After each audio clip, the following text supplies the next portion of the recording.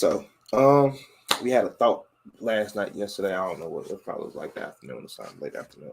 But we were looking up tickets to the Atlanta Dream game, and we were just saying we should sit courtside.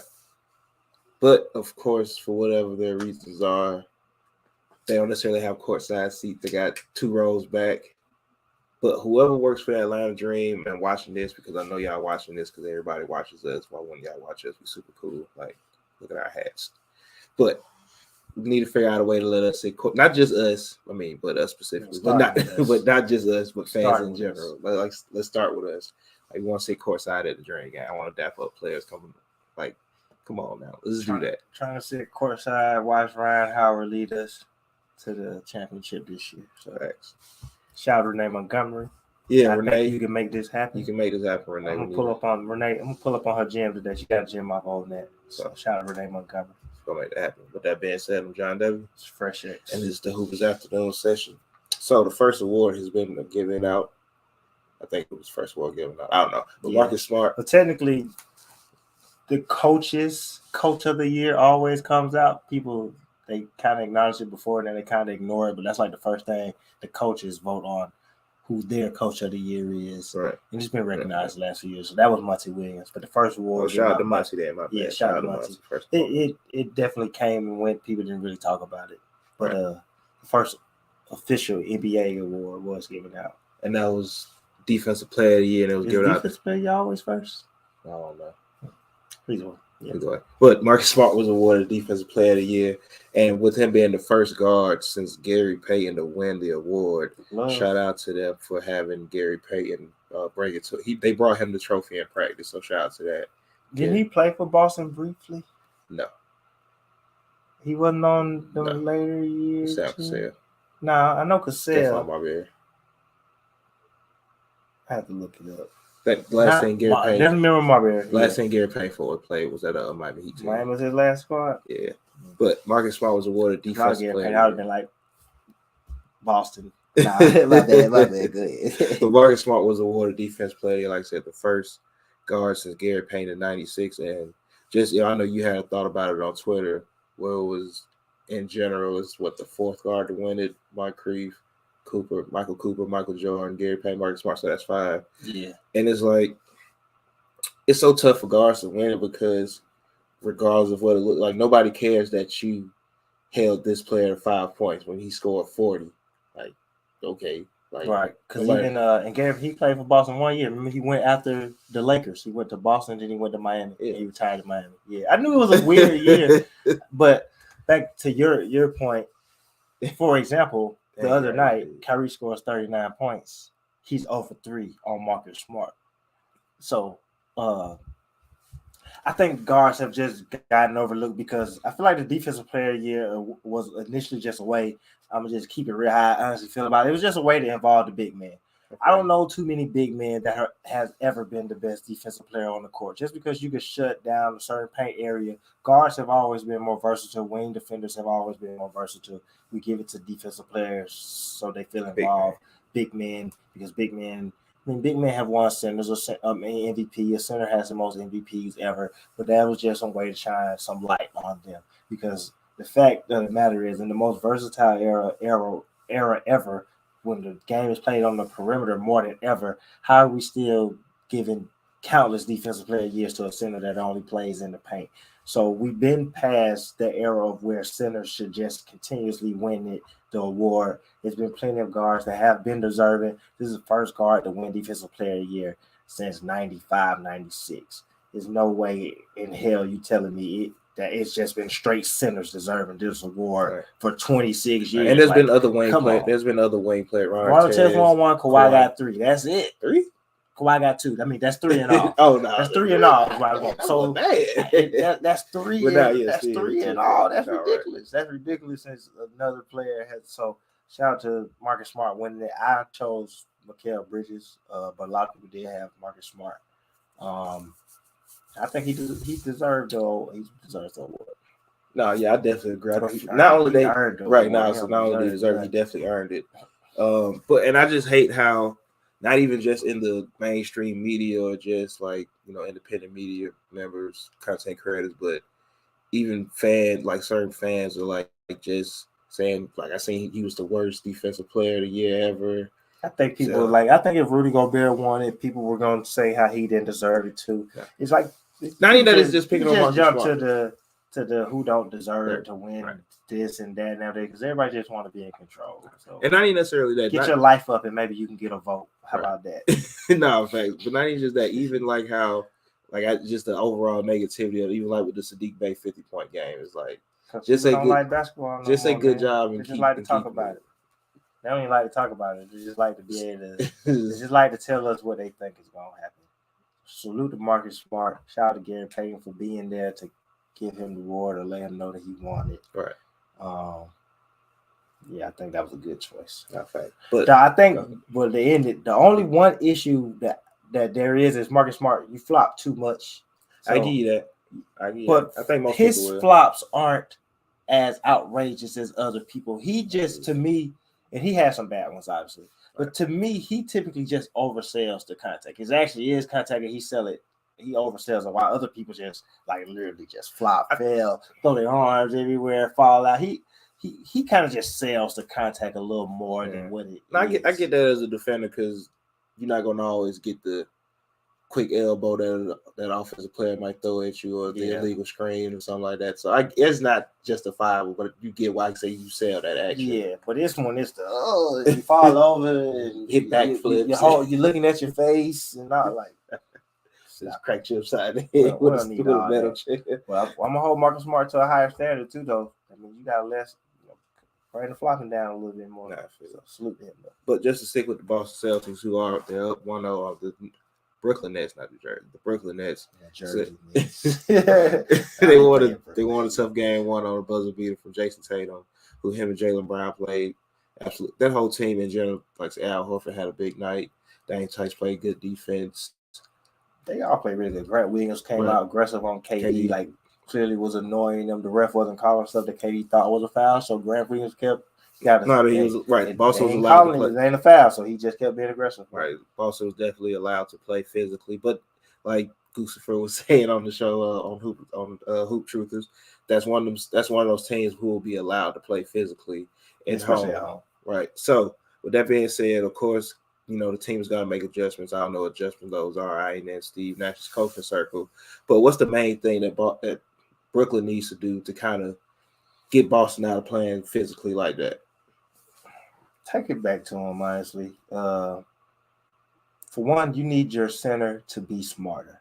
Andre Drummond had 4 fouls by the second quarter, and they were just stupid fouls. I can see if you just playing really hard as a physical game, and you even then it's still his 4 fouls. But his last foul was 93 feet away from the basket. Why are you getting fouls on the other teams? Whatever. I think he's gonna go bigger. If you remember, the last time they played Boston. In the regular season, the game that Jason Tatum went crazy in that game, but Brooklyn was winning most of the game before he went crazy. They started off bigger with Claxton and Drummond in the starting lineup. I think they're gonna go bigger because Boston just killed them on the boards. I think we may see a little bit more LaMarcus Aldridge, a little less Kessler Edwards. That's what I would do is go slightly bigger. You gotta tell Drummond you can't get in foul. All that stupid stuff you used to do in Detroit. Yeah, it's time to hoop, man. It's time to just play. So getting 4 fouls in the first, Boston doesn't have a big man worthy of you having 4 fouls in the first half. And that just kills them because Andre Drummond's a really good rebounder. So that just killed them on the boards with him not being able to be in the game. But all in all, I think it's gonna be a good series. I think Boston could win this series really easily. I wouldn't be surprised if they won 4-2 or if they won in 7 or whatever. Don't expect them to win 4-1 or nothing like that. But I honestly feel like Boston played as great as they're gonna play in that game. Jason Tatum had 7 assists in the first half. They were knocking down shots. They were getting the calls that they wanted. KD played terribly, and they had a 15-point lead at one point, and they really honestly still should have lost that game in the end. Brooklyn They should have got more action on that last play with Kyrie. And then KD lost Jason Tatum as he cut on the basket. There was a lot going on in that play because you could say that maybe he was kind of looking at Jaylen Brown too. But Jason Tatum was his man. He lost Jason Tatum. Jason got a That was still a tough layup. I can't even say it was an easy layup because the spin and it had the focus to go up. It's real easy to shoot that shot short, and Jason Tatum did what he had to do. No, so sure. Yeah, but I expect Brooklyn, to your original question, I expect them to go a little bigger. No, I also think that makes sense. Just add, like, say, just go back for it. I feel like Andre Drummond and Nick Claxton, it's a good matchup for Dame Tyson and Al Horford at the end of the day. Yeah, even like body size type and whatnot. But I just want to say one thing. Al Horford obviously is a big body. He's always played big. He's always played physical. He's out. He's grown man strength out there. But everyone talking about size and y'all bringing up Daniel Tice, he's like 6'7". Like, which is somebody else when we talk about size. They just was playing physical. But like no, that's Daniel Tyson size, that wasn't the issue. I was saying size like Daniel Tyson, but I saw a lot. They was like, what are they gonna do with Daniel Tyson today? Like, stop it. You gonna get dunked out like you always do. You gonna get dunked out like you usually do. Stop it. But no, I feel like Boston, this is a series that can kind of help maybe lead Boston to maybe finally breaking down and going to the finals. I feel like like that series against Miami in the bubble, to where that could have changed this core's trajectory. Maybe they're a finals team that who knows they win it or not. But this is one of them series where they're gonna have to dog it out because they know KD and Kyrie and everybody on their team is gonna be ready to play every night, especially offensively. So I feel like it's gonna be a long series. It's probably gonna be the best series in the first round, honestly. And maybe this is also the series where Jason Tatum and Jaylen Brown both take that next step in their NBA careers as well. Yeah, Jason Tatum, he played the game. I really like how he came out in the game. Like, he played the first time being real patient, not trying to force his shots. And then when he got going, then he took a couple in a row. Like, all right, it's time for me to go. Yeah. But to get 8 assists out of him throughout that game, I think was pretty big. That's true. And I guess it's no matter who else would you guard too. But I just love the fact that he's guarding Kevin Durant. He's pretty much guarding him the whole game. Yeah. KD's guarding him also. I don't know who else he would guard out there either. But I like the fact that they're taking the challenge of really playing some defense on each other. So to that. No, for sure. Players be ducking each other nowadays. And speaking of fouls and flopping in the discussion of all that, Philadelphia 76ers take a commanding 2-0 lead in the series against Toronto. And, of course, everybody had their predictions and their thoughts about how this series would be going. Everybody was stupid now because you thought the Raptors were going. And the Raptors still could win the series. Everybody was jumping up. Like, how many teams have went up 2-0 and still you go home and then lose too? Philly did what they were supposed to do. No, yeah, Philly absolutely did what they were supposed to do. And I don't know if you saw the exchange with Embiid told Nick Nurse he doesn't have anybody that can guard him. Nick Nurse is like, I know, like, but this is what but this is what we were talking about the other day, and I think people were so wrapped up in the coaching matchup that they forget that Joel Embiid is right. You still got to play, and there's nobody on that team that can guard him. And I don't think Nick Nurse can come up with a successful enough defensive scheme. I'm not questioning Nick Nurse, but usually his defensive schemes are more prepared towards guards and whatnot. Steph, Kawhi, even those players like even the wing. But I mean, before, like, at least they had Marc Gasol to throw at Embiid for a couple of years. That ain't happening. But you literally don't even have a body out there to just foul him. Honestly, nobody's big enough. If they foul him too hard, they're probably gonna get hurt. So, it's not really much that they could do. And honestly, Toronto like overachieve like crazy, and they're as high as they are in the seeding because the teams ahead of them started getting hurt and falling down. Cleveland, the Bulls, Brooklyn. Like, this team was never a fifth seed. That's not to say that they're a solid team. Have solid players, well-coached team. Pascal Siakam's a hooper. Fred VanVleet, first-time All-Star. I really like him. I like Gary Trent, not as much as NBA Twitter likes Gary Trent, but I like Gary Trent. Scotty Barnes has a chance to win Rookie of the Year. I chose Evan Mobley. Scotty has a legit chance to win it. Nick Nurse is one of the 4 or 5 best coaches in the league, and I feel a particular way about Nick Nurse also. I slightly feel he's slightly overrated, but we can get into that another day. But I think he's really good. I think his championship super catapulted him, and I'm always skeptical of people that win championships with other people's teams. So that was the Dwayne Casey team. I'm sorry. But they just added Kawhi, man. That was the Dwayne Casey team. But I said we can talk about it another day. But they got Marc Gasol at the trade deadline. That was Dwayne Casey team. That was Dwayne Casey's core. Dwayne Casey built up that team. Nick Nurse was there with them in the G League, but he was handed a team that had made it to the Eastern Conference Finals, and they added a player that had a championship. Whatever. It is what it is. But going back to Toronto. I know that's going to hurt everybody's feelings because everybody loves Nick Nurse. He's the best coach in the league to most people. He's really, really good. Yeah, he's a really good coach. But he ain't the best coach in the NBA. Like I said, going back to Toronto, what adjustments do you make what adjustments do you make to kind of sign a center? No, what they got to do is for real. I probably would. So Philly's gonna be down Matisse Thybulle. You feel how you want about that. Obviously, he impacts defensively, doesn't kill you offensively. I would dare Philly to make shots because I don't believe that they can shoot for real.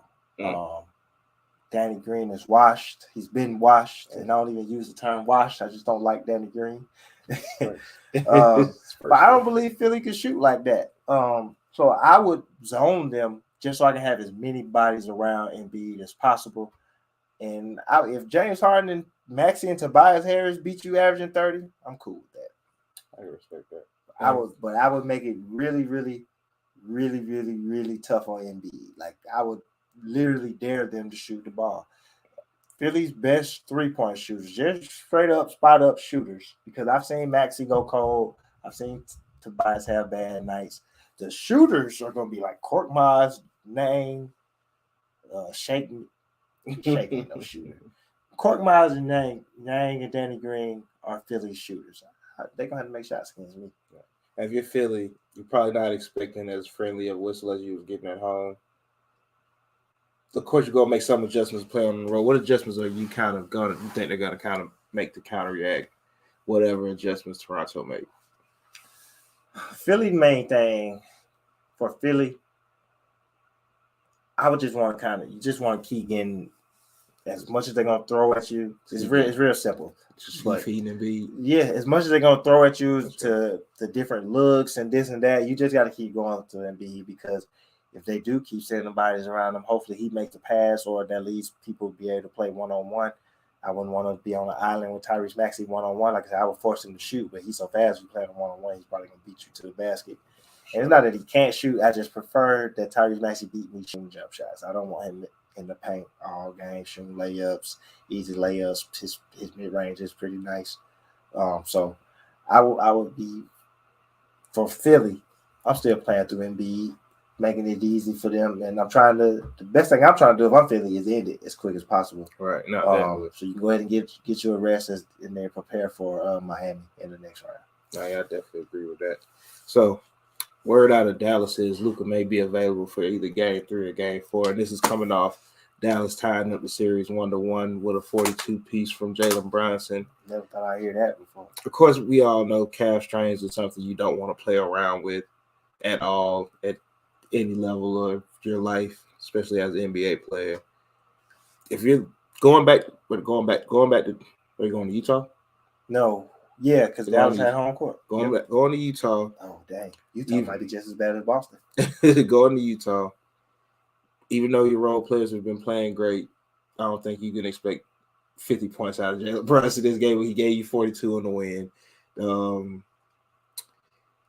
If you're Dallas, are you even considering risking losing Luka for the rest of this year and the beginning of next year to play him to win this series? Only way I'm playing Luka again is if they make it out of this round. You make it out of this round, that give him time to rest. You're not forcing his workouts, it's just naturally progressing. Then I would bring him back. All right. I'm not bringing him back against against Utah at all. If the role players prove worthy to get them out of this round, that would make me start thinking, okay, we got a legit chance to make a run. Because Utah's a pretty good team. Utah's solid. Despite all their issues, they have good coaching. They have good, solid players. I don't think it would be nothing for this team to beat Utah, even if we are safe because Utah has inside issues or whatever. So if they beat Utah, I'll bring Luka back.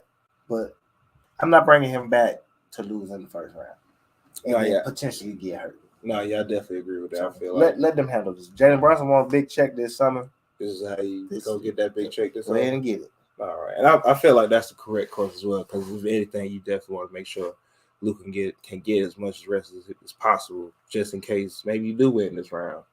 And now you are in a position to make a run because Devin Booker went down in Phoenix last night. Right. Maybe your Phoenix isn't 100% healthy going into that, and you got a chance with Luka coming back fresh with good legs. So you never know. But if you're Utah coming off that loss where you let Jalen Brunson go crazy like that, what is it that you're trying to establish in game going back home? Man, overall, Utah just need to establish. They need to tighten up, tighten everything up. Utah, I know it might sound crazy because I know y'all out there don't look at Utah as a title contender, but Utah's trying to win the championship. We all realize that, right? They was like number one. Realistically, right? They had the number one seed last year. They're not trying to make a conference finals, even though they didn't make the conference finals. Utah is trying to go to the finals. They need to tighten up. They need to tighten everything up. Jalen Brunson, how does Jalen Brunson score 40 on y'all? I'm not saying Jalen Brunson is Jalen Brunson is a really good player. I don't think he scored 40 points since high school, maybe. And I don't believe he scored 40 then because it's just not his game. His game is not that of a scorer. They're just going to. And once again, that's not. I would expect Dinwiddie to score 40 before him because Dinwiddie's more aggressive offensively. Jalen Brunson is, I can get a bucket. I can get other people's buckets. I'm going to run the team. But 40 points, maybe, a good 30. That's probably his career high. That's not. Probably his career high. No, it was.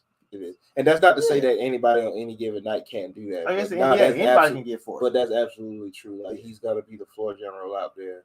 And that's even to the fact that Maxi Keeler got 25 as well. So if you're Utah, you definitely have to tighten it up. And Utah, like, you would think, with the stuff that's going on, the way it looks in Utah, we all speculate because we don't really know for real, right? It all sounds, they make it convenient. I was gonna call him Rudy Gay. We can believe that Rudy Gobert and Donovan Mitchell don't like each other because Rudy Gobert gets one shot while Donovan Mitchell shoots 30. We could believe it, but realistically, you don't really know. Right. But some of the things that are issues in Utah, and I know Donovan's a young player overall, but it's like you would think this team was a young team. They got a veteran coach, and people are talking about this coach is going to take over the Lakers when it seems like he don't even have control of his own locker room if you can't get them to pass your all-NBA center of the ball. But they have a veteran coach a lot of people like. They have veteran players. Mike Conley's been around a long time. Bogdanovich has been around for a while. Gobert has time in the league, plus his overseas experience. They have Rudy Gay. No, not them. They do have Rudy Gay. But either way, they have solid vets on the team. And it's a team that's been together for a few years, too. Like, the stuff that's going on there, you would think you were talking about a team that just got thrown together or a young team or something like that.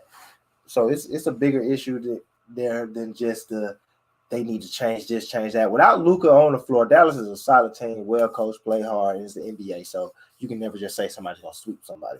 But without Luka, they should be winning 4-1. Utah should be trying to dominate this series, honestly. Right, and they still can win 4-1. No, they still could. But they got to tighten up everything. The communication, the way they play it on the court, the chemistry on the court, the coaching, because clearly the coach does not have control of this locker room, but y'all want him to go to the Lakers next year. And we saw what that looked like this year. They're going to be firing him by the end of the year. So Utah just got to, I'm going to just keep it as simple as that. No basketball. They need to tighten it all up. Like, y'all are trying to go to the finals. You don't look like a team that's trying to go to the finals. I think, but a team that does look like they're trying to go to the finals, the Miami Heat. Jimmy Butler dropped 45 points, no turnovers, no fouls. Seemed like a very Jimmy Butler-esque game. Right now, they're completely dominating the Hawks. Trae Young spoke on how Miami is being allowed to play physical, but once again, as my boy Goose said, Hoop Truthers, Miami is one of those teams at home that's they're going to be allowed to play physical and maybe get away with some fouling. If you're Atlanta, you was in the playoffs last year, you went to the Eastern Conference Finals. You kind of know that. Like, you got to be ready for that. Like, that should be on, not even necessarily in the back of your mind, but in the front of your mind. You should come to these games knowing that, because even when you come back to Atlanta, Miami is still going to be a physical team, rather the referees call the fouls or not. Right. Trae Young seems to be the most affected by this because his numbers have been, what's the word I'm looking for? Terrible. Piss poor. And of course, Miami is a great defensive team. Players like Bam, Jimmy Butler, Kyle Lowry, and his flopping ass. Kyle Lowry spot for mine also. If you're Nate McMillan coming back to Atlanta, what's the one thing you're trying to get into the whole team's head? Because you don't want to go down 3-0, and you don't necessarily even want a close win. Like, you want to convince a win to make sure you have some momentum going in the game for.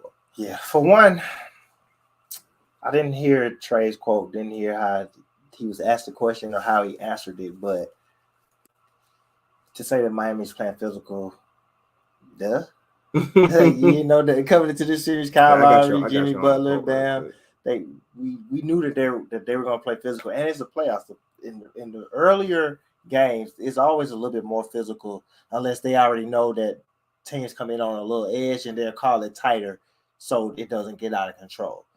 But if there's no clear like past issues, they're gonna let you play a little physical because they don't think it's gonna get out of control. They don't think techs are gonna be flying around and stuff like that. Absolutely. So they'll let you play. Atlanta's been a team full of excuses this year. Like, you won the playoffs, you're in the playoffs, and they're playing too physical. I think if they're playing physical, they're making it tough for you. Switch up what you're doing. Do something different. One of the easiest buckets I saw Trey got is he played off the ball and set some screens. He popped out, got a wide open catch and shoot. Yeah. More of that.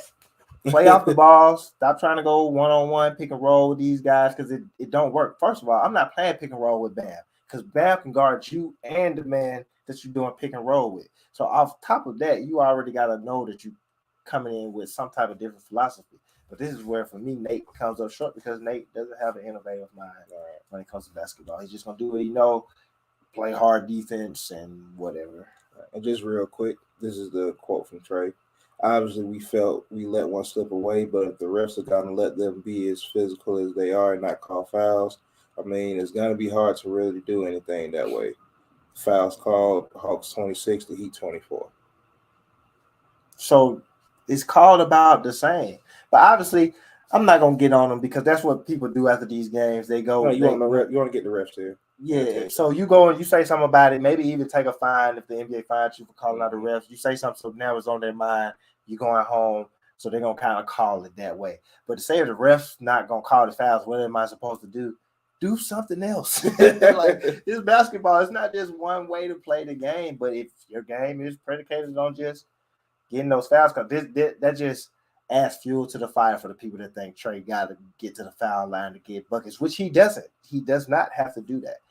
Does he lean on it too much at times? Yeah. And when you don't get the calls, sometimes they're not even calls at all. Anyway, you spend time going back and forth with the refs. You just got to play basketball. That's just as simple as it is. Play basketball. That's it. No, yeah, thanks. But you got who didn't know that Jimmy was going to be physical? Who didn't know that Miami was going to be physical? We just saw Pat Riley put Paul Westhead in the shower. You know what they do down there. One time reference for the ones. Nah, facts. But like I said, Miami Heat come to Atlanta up 2-0. What do they have to do not to fall into that trap of, I guess, taking their foot off the gas? Because I know you say before the series they're gonna definitely, while they may be looking past Atlanta a little bit to the next round, they're definitely gonna try to get this done as quick and easy as possible. Yeah. Honestly, I think Atlanta's gonna win one game. I think they're gonna have a big game at home.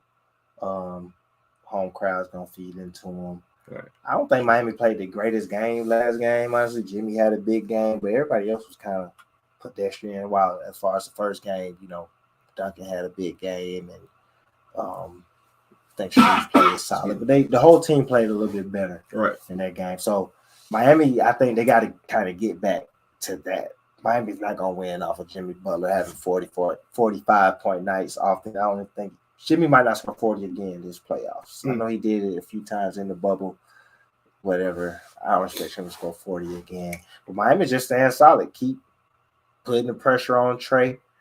Keep making him see extra. Like Atlanta was, they led the league with lowest turnovers in the league this year. And already in the first two games, they got them turning the ball over. Right. I think it was 18 first game. I don't know how many they had. Right. They especially when you average 11 a game. So 18 first game, I don't remember what the number was last night. But if I'm Miami, I'm just 100% continuing to put pressure on them and knowing that my mission is bigger than Atlanta Hawks. No, that's fair. And I feel like that's what Eric Spoelstra is probably telling them as well. Like, you both know what to do. But I think this is also a good, start a series for them as well because it's a team that even though the Hawks may not be able to beat them, they can get them a tougher time than they probably want them to, honestly. Right, because you're not going to, for one, Trey is a good matchup because you're not going to run through anything else like that. In the East, he's probably the most dynamic guard you're going to play unless you see Kyrie, which there's a chance you'll see Kyrie. Right. But with the shooting and things like that, yeah, Atlanta's definitely a solid test for Miami, especially if they can handle business and if you can beat them real firm. Like they kicked their ass game 1, game 2, a little more solid. Game 3 is we'll see if they can get it done. I think Atlanta win game 3. Right. And then of course, the Memphis Grizzlies tied up their series 1-1 with a big win against Minnesota. The Clippers tied their series up against the Phoenix Suns 1-1. No, Pelicans, my bad. I don't like the Pelicans. I told somebody else that, so I don't even think about that. But the Pelicans tied their series up 1-1 with the Phoenix Suns. Of course, I think we expect both the high seeds to win in that one. Devin Booker did go down last night, which helped propel the Pelicans to a win. Brandon Ingram definitely went off last night. And I know a lot of people are glad to see that Brandon Ingram have this chance in the playoffs. Even if the Pelicans don't win, he gets to establish himself as one of the still younger and up-and-coming players and maybe get back into the All-Star game next year. Yeah, almost had a triple-double. What is it that you kind of expected just to see from Brandon Ingram for the rest of this series? Not even just speaking on the game last night, but just in general.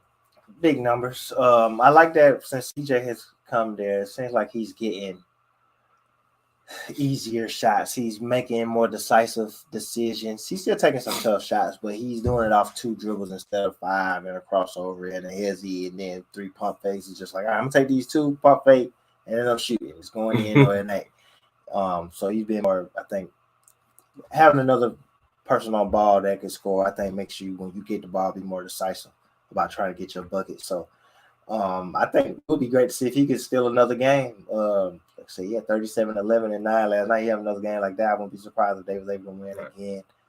Pretty sure Phoenix puts it away, but it's good. It was good to see him be able to steal this game.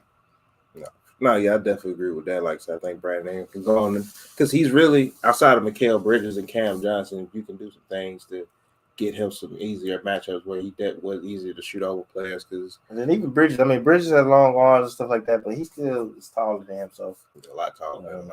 It's easy when you can look over a player. They can make it tough, but the basket ain't moving. So all you got to do is get the way you're trying to get and shoot it. Right. And like I said, you just said you expect Phoenix to put it away. What do you expect Phoenix to?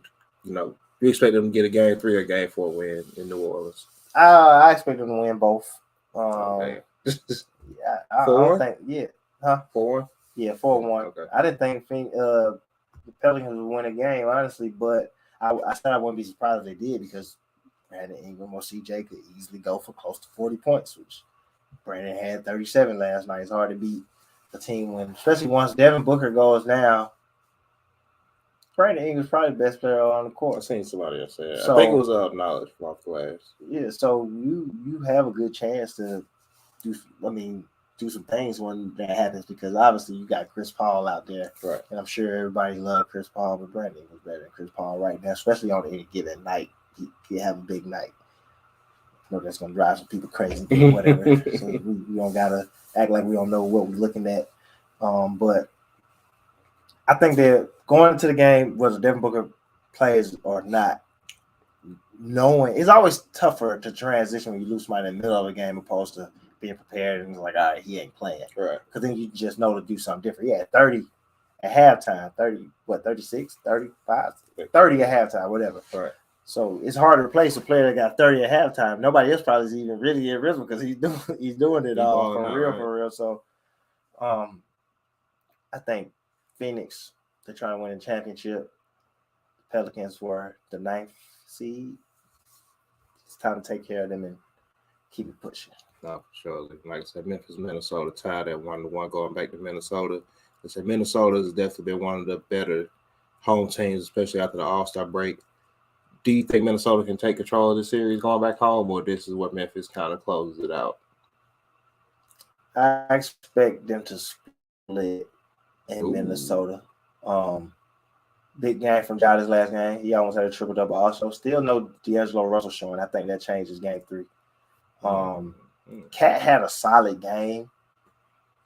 If you look at the percentages, but he took 7 shots, and I just don't feel like he should be taking 7 shots in a playoff game. 15 and 11, so that's what I'm saying. It's a solid game.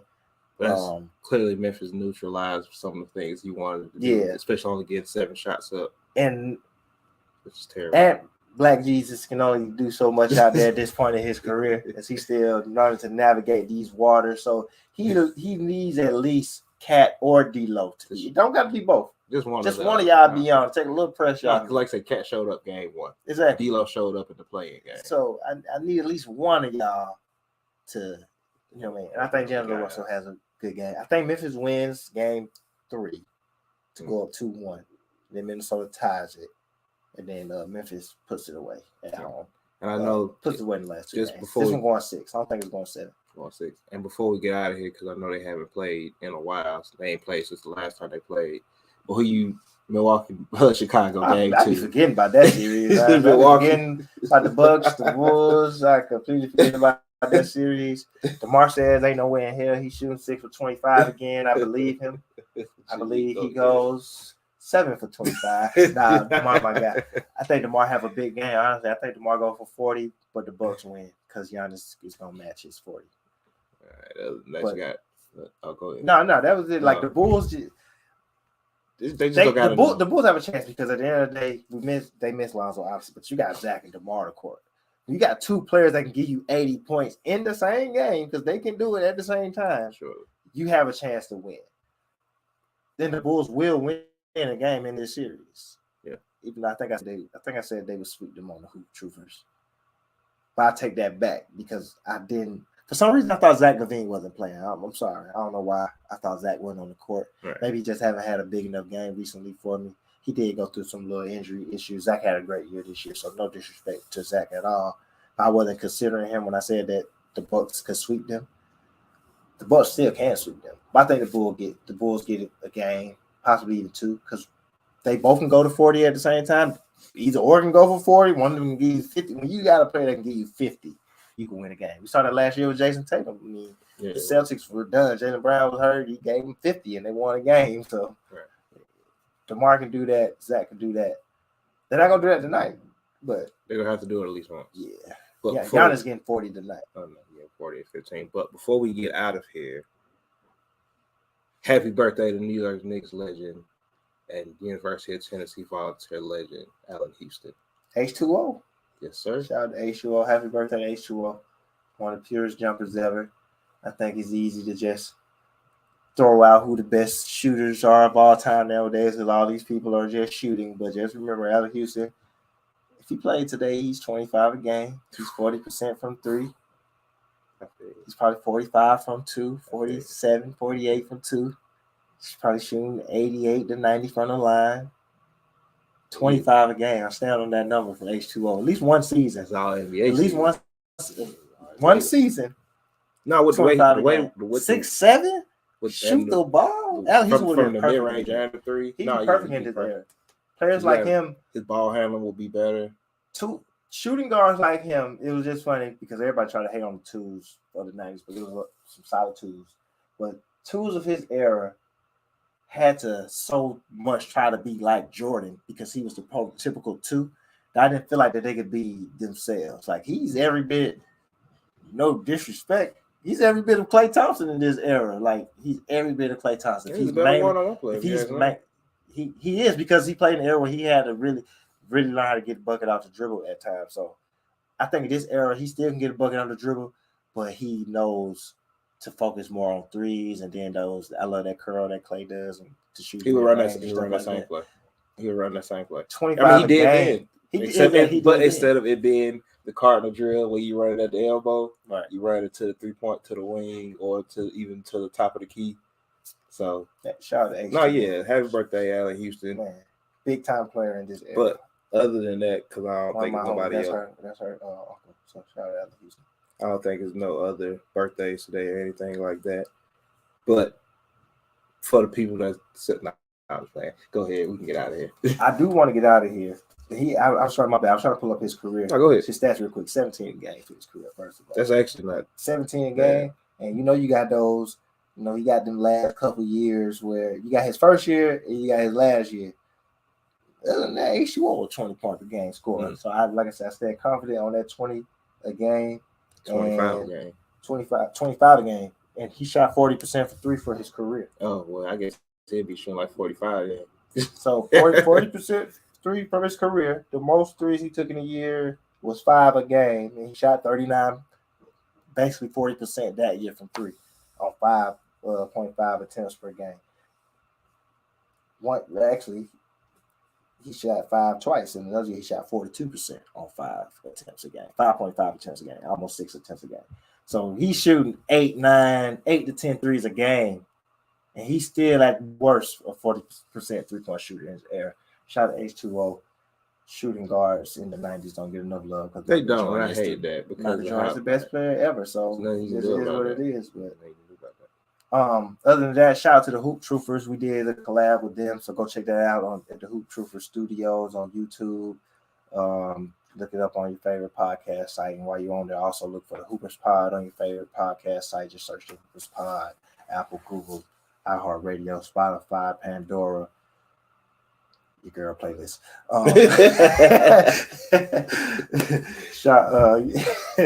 I mean, that's it. To tell the truth, every Monday, 3:00, nothing but that. Like basketball too. Look, no, Renee Montgomery, talk to us about the courtside seats at the Dream season start on the 6th. Nothing but Net channel every Monday through the Dash Radio app. Go on your App Store, Google Play Store, all those cool stores where you download your apps. Get the Dash Radio app. Go to Nothing But Net channel. Go ahead and like it, save it. Catch a Hoopers hour every Monday, 3 p.m. We here every Wednesday. We was an hour late today, but 12 o'clock for the Hoopers afternoon session every Wednesday on the Off the Ball Network's Facebook page, the Hoopers YouTube page, and the Hoopers Twitter page. Shout out to the Off the Ball Network. Go to offtheballnetwork.com. A lot of great stories being written every day. Go to YouTube. While you're subscribing to the Hoopers Pod on YouTube, subscribe to the Off the Ball Network. Oh, the Off the Ball Network shout out day. Yes, definitely is always Off the Ball Network shout out day. But we ain't really put no pressure on them in a minute, so got to make sure they still know. How many names can we fire off today? Right, so got to make sure they still know. So follow everybody on the Off the Ball Network. You got to start at the top. Shout out to Chris LeBron. Follow Chris LeBron. Go follow Mo Murphy. Shout out to Mo. I still got Paul Pierce from Mo. You my guy. Shout out to Mo. Follow Mo Murphy Up in Flames podcast. Also go to that on your favorite podcast site. He just did something with the homie Nick Andre. That was a dope collab. So shout out to both of them. Follow Mo Murphy. Follow Nick Andre while you at it too. He not Off the Ball Network, but he family over here. Hoopers, Hoop Troopers. Follow Nick Andre. You gotta follow Uncle. Gotta follow Uncle Jeff. Shout out to Jeff, other GP at Off the Ball Network. So make sure you follow Jeff. Competitive Hedge. Gotta go follow Kenneth on there. Get your betting in. Kenneth hating on my hat today, but it's all good. You still my guy also. Who else we got out there? Oh man, shout out to Say It Out Loud. Shout out to Stu. He be coming with some crazy takes. Shout out to Stu. He be coming with some crazy takes, but that's my guy. But they his takes. So shout out to respect him. Shout out to Rob over at Nothing But Net. Guy over there who gave us that opportunity. Yep. Can't forget my guy Nice. Shout out to Nice. Right. Ball Fake Podcast. Go check him out. Nice. As always, I like when I can tell when he's watching the game, he's tweeting live. Keep doing it. No, for sure. No, for sure. And he just dropped up. I think it was a Hawks Heat episode. Yeah. So go back to your favorite. But I didn't like what you said about KD. Nice. I don't agree. You know what you said, and I know it was you. Shout out to my boy at Slugger Sports, Francis. He always coming through with some good stuff. Shout out Nothing But Air. He ain't did a tier list in a minute. He need to do one. Yeah, we've been waiting on that one, so go ahead and drop it. We had a crazy one. We had a crazy idea for one in the group chat like 3 weeks ago, but it was deep in the messages. So go ahead and drop one. We're waiting on that one. Who else we got over there? I don't know. We got some more people over there. All in all, if you go to the Facebook page or the website Off the Ball Network, or the Twitter page, you'll see everybody that's listed on there. That'll be the easiest way. So shout out to the Author Ball Network. And then also we got a shout out to our sponsor. It's our Cool Motivation brand. Where you get dope gear. Go to the website, coolmotivation.com. Get you some hoodies, get you some sweatpants, get you some summer wear. Coolmotivation.com. Right. New pieces finna drop real soon. The Vibe Tribe. But I'm John W. Oh, and them Waffle House shirts on the way. Fresh X. We out of here. I'm gonna leave on that.